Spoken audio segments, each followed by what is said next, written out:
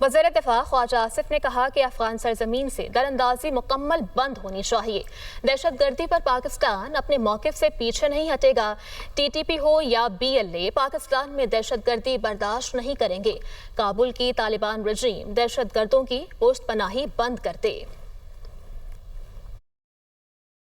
افغانستان کی سرزمین سے دراندازی جو ہے مکمل طور پہ بند ہونی چاہیے، اور جو پشت پناہی ہے طالبان کی ٹی ٹی پی کی، وہ جو ہے ٹی ٹی اے کی جو حکومت ہے اس وقت کابل میں، وہ اس کی پشت پناہی بند کر دیں، چاہے وہ اجتماعی طور پہ پشت پناہی کر رہے ہیں یا ان کے اندر جو کچھ ایسے عناصر ہیں جو ان کی پشت پناہی کر رہے ہیں، یہ ان کا دیکھنے کی ضرورت ہے۔ ہمیں بالکل اعتماد ہے 100% کہ جو ہمارا انٹرسٹ جو ہے، جو ہمارا ایک بنیادی جو مفاد ہے اس سارے میں کہ دراندازی بند ہو، وہ ہمارے دوست جو ہے اس کو 100% لک آفٹر کریں گے۔ میرا خیال ہے کہ آہستہ آہستہ جو خیبر پختونخوا کی حکومت جو ہے وہ آئسولیٹ ہو رہی ہے، وہ جو ہے ایک تنہائی کا شکار ہو رہی ہے۔